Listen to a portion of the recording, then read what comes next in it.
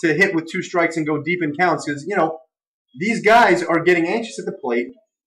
They're afraid to hit with 2 strikes, and when you do that, that's when you roll over. You swing at bad pitches, and you roll over that outside curveball, and it's a choppy ground ball to third base. These guys have to learn how to play small ball, how to learn how to advance runners, hit sacrifice flies, steal bases, and just play good baseball. It seems like they have no baseball IQ. You guys got some loudmouths over there too. Victorino, Rollins. You guys got some guys with a little swagger too.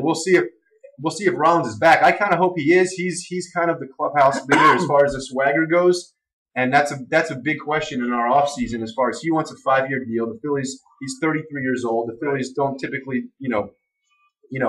sign older players to 5-year deals. They just gave Howard a 5-year. He's going to be 32 next month. Yeah, Howard got a long deal, and Cliff Lee was the exception of the pitching staff. They never do that with pitchers. Right. So we'll see. Rollins wants 5 years at 33. I don't think he's going to get it. He's out there right now, campaigning for that. I think he'll take less and maybe give us a little hometown discount because I know once you get used to winning 5 years in a row and winning your division, you're not going to take more money to go to a loser team. Right. But he would be a big loss if we lost him. So besides Rollins, we got to get Madsen. We got to lock up Madsen. I have a question for you, Stu, and then I have a question for you, Tom. My first question to you, Stu, is: has the window of opportunity closed in the Phillies? No. No? You don't think so? No. They got Halladay for a couple more years. They got Cliff Lee for another 5 years. The core of their team is they still got Utley, who's still pretty young. Howard's with the Achilles is kind of throwing a wrench in it. They still got Victorino. Right. They now got Hunter Pence. They got Ruiz behind the plate. They got a good, solid nucleus. Oswalt? I don't think so. They got a $16 million option next year.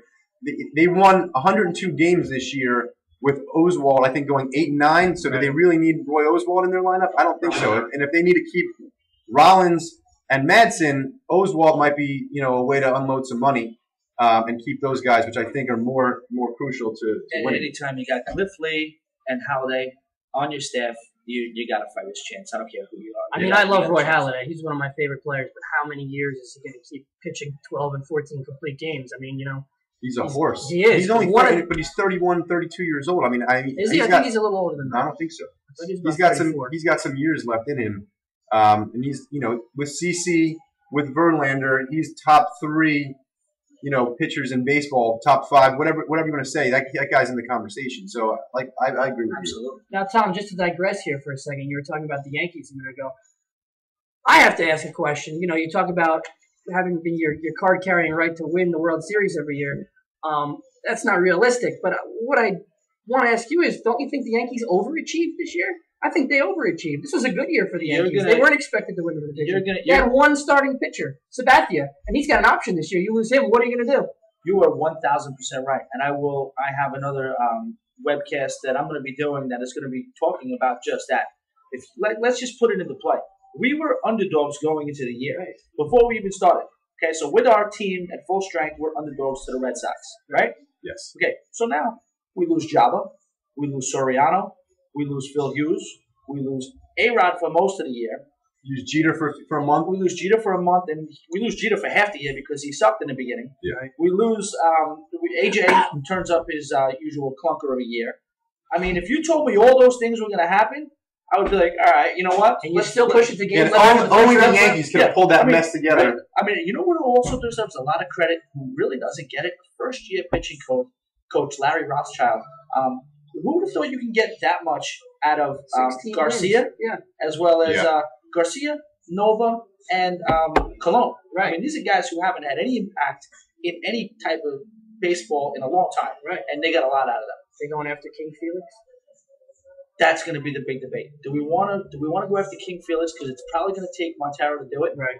And you may be looking at an old-time guy. You may be looking at a guy who's going to be out in Monument Park one day. Right. But going back to the overachieving thing, 100% you overachieve. But you know what I mean? When you still, at the end of the day, you're still a Yankee fan. You want a World Series. And also after the 162nd game of the series, or the 162nd game of the year, and you have the most wins in the American League, you're not necessarily thinking about April or what our forecast was in April. You're thinking, all right, we're the best team in the American League. Let's go out and get number 28. Right. Do you guys keep Sabathia? Of course we keep Sabathia. I know you want to keep Sabathia as a fan. Well, that's the thing. You got no choice. You got to keep Sabathia because what's the alternative? You don't have one. Yeah. So, I mean, he likes New York. He has no problem with playing in New York. That was the big thing before he got here. Does he want to come to New York? I know for some reason he's got this big hard on for freaking Milwaukee. He loved Milwaukee. He does.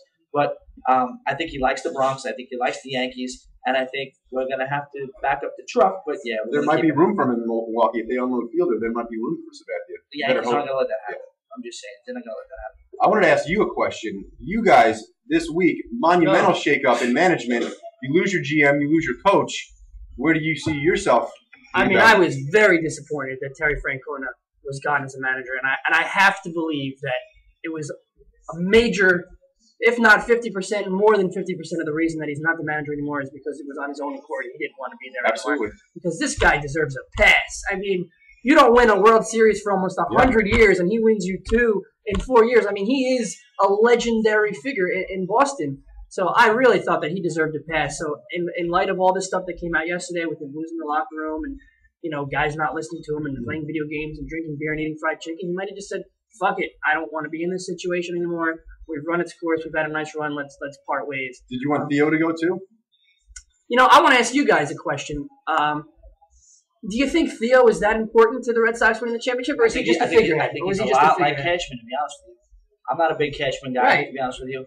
I mean, really, I don't know how Cashman doesn't get ridiculed. Right. I mean, this guy he's had a lot of great signings, but how many clunkers has he had? This is a guy who has free reign to make as many mistakes as he needs to, because we can monetarily make up for these mistakes. Right. So Theo, I think, is I say if Theo wants to go, get ahead. Well, they say Francona wanted to his big thing was Are player they still doing development. Moneyball or what? Are they still doing Moneyball over there in Boston? I heard that Theo is kind of split in that he's a part Moneyball guy and a stats guy, but he's also big on player development. He's very big on scouts, you know, intuition. So he kind of combines the two philosophies. It's funny that you mentioned Moneyball, because before Theo got there, Billy Beane was somebody that turned down the Red Sox GM job, and I'm wondering if maybe they can get him back over as the new Red Sox GM.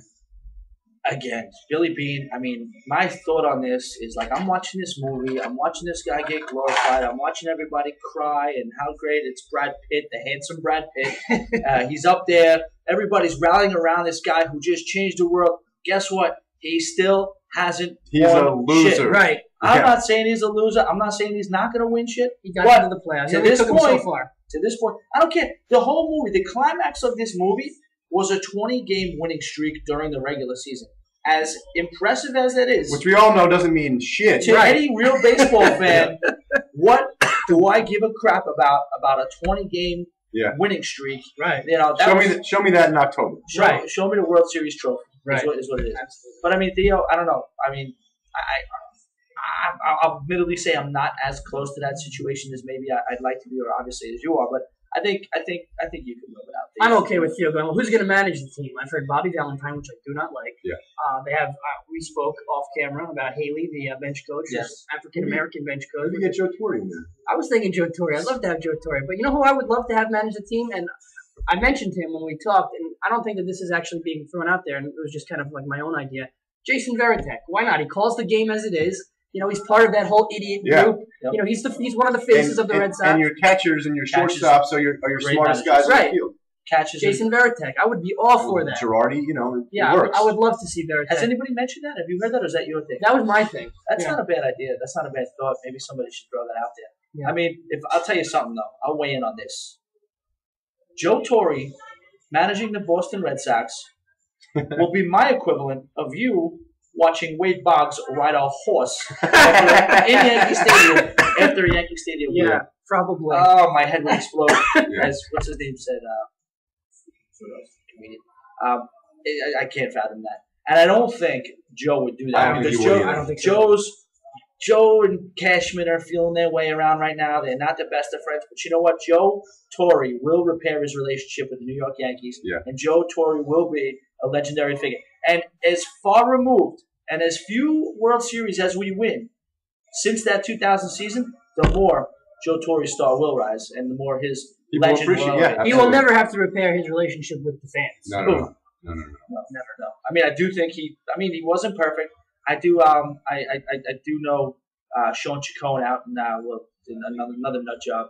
Good guy though, just a little crazy. Had a few problems out in Houston, I think, where he had a little physical altercation with his general manager. I spent a lot of time with him, and he did not like Joe Torre. He backed up everything Gary Sheffield said about Joe Torre back in the day. And I also don't agree with the move of outing everybody in that book, The Yankee Years. Right. I don't agree with that.